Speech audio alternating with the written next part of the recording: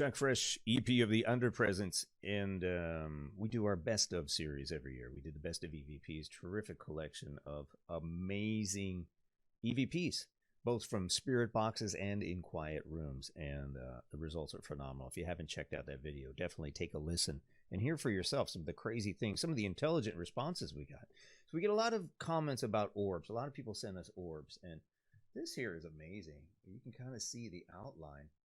This was kind of an orb or something that passed through somebody's bedroom. She sent us, and there's actually looks like an old, like a young woman. Looks like dark hair in a dress, almost like a white wedding dress. One of the coolest things, actually, we've ever seen. And also, we share the Earth with roughly 7 million species of bugs, some of them which can fly.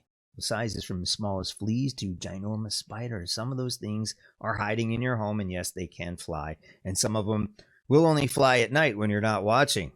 All right, there's I don't know. Anyway, when you see these things flying and there's this giant light source shining at them, most likely they're going to reflect. So a lot of orbs have been debunked as bugs flying in a dark room or well-lit room too. So it's natural. I mean, things are going to reflect off a flying thing. But so how do you tell the difference? Well, we'll get to that. And there's water droplets, there's rain, even snow, hair.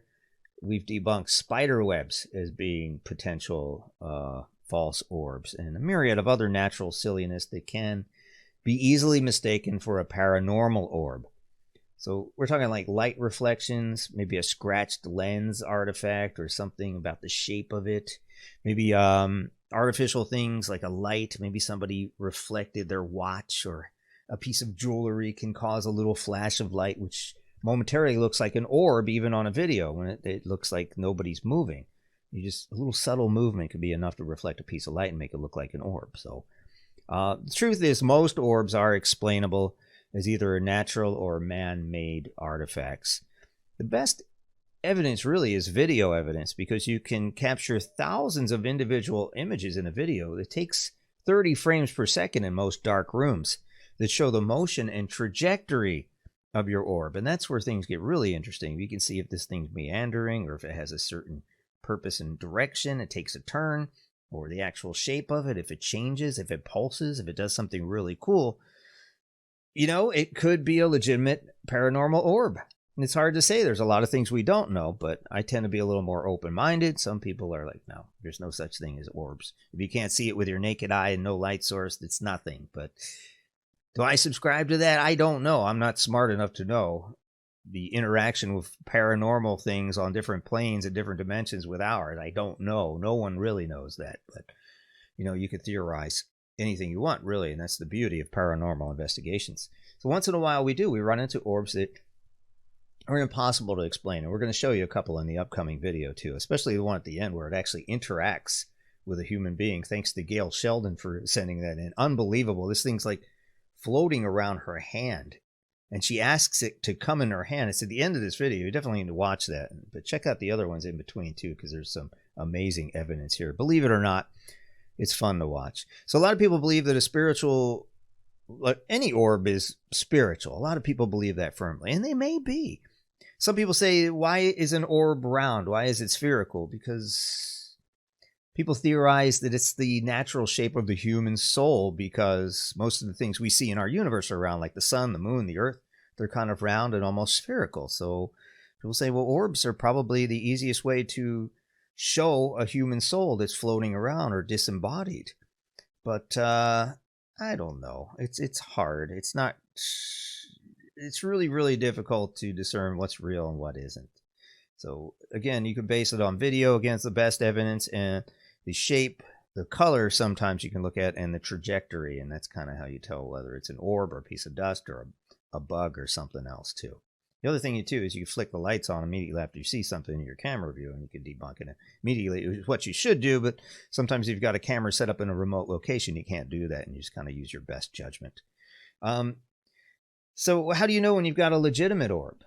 Well, a lot of people describe that as, I don't know, like a really strange or deliberate movement or behavior. Like it does something intelligent. Again, bugs can be construed as intelligent too. Sometimes dust can catch wind a gust of wind or something from an air conditioner or a fan, and it can move around, look like it's zipping around and going places. And if you see multiple things, could be a lot of dust, could be many bugs. But then again, it could be a family of orbs. We don't know. And in this video, you'll see some really interesting things. The best way to prove whether or not it is a paranormal object or entity really is to combine it with your other evidence. Do you feel something? Do you have a claircognizant with you? Do you have EMF spikes on your devices? Do you have EVPs that are concurrent and being set off and heard while this orb is in your room or during your investigation? So yeah, I mean, maybe dowsing rods too are telling you, hey, somebody's in this building. There's a bunch of different things you can combine with this orb sighting and determine whether or not you've really got a paranormal entity in your presence or not. So yeah, definitely check all your evidence, combine it together, and you can debunk a lot of things on your own for yourself.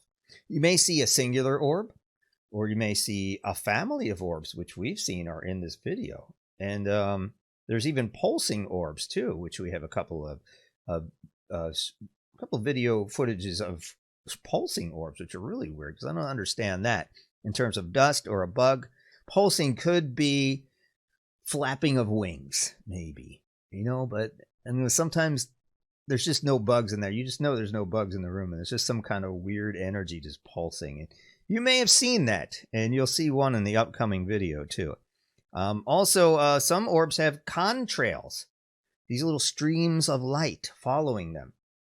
Now, dust probably won't do that, and bugs probably won't do that either. And we've got one in here, one video in particular that has these really interesting contrails. It looks like fireworks. We've never seen anything like it, and we are unable to debunk it. But take a look at it for yourself, and if you have any ideas, put them in the comments below and share this with your friends, other fellow investigators too, and people who are interested in orbs. So we've captured quite a few orbs on video ourselves. And again, we've had our viewers and listeners send in some stuff, and we've included those in this video too. So have a look. And, well, spiritual in nature or not, even if they're natural, they're always kind of fun to watch. Thanks for following and watching The Underpresence, and please like and subscribe. We tried to reach out to the man who died in this pursuit. They were unavailable for comment.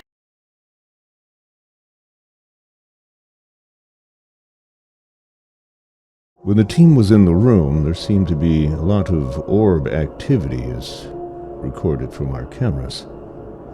When the team left for dinner at the Sinatra restaurant, there were many more. Strange directions, strange shapes, and varied brightnesses. Could they be explained as dust or bugs? It's a possibility. But some of the adjustments in speed seemed a little peculiar to the team,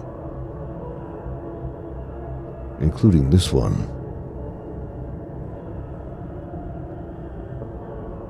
They attempted to zoom in on this one to see if there's a face in the orb or the energy. And some people say they can see an ear or a face, or maybe even two faces with a disembodied head. Can you see the same thing? Varied speed orbs going through the room, including one that did a loop-de-doop, they called it, and then faded out to the top right of the screen. Tell us what you see. Looks like there were two that separated as if they're chasing each other. It's possible that they could be bugs, but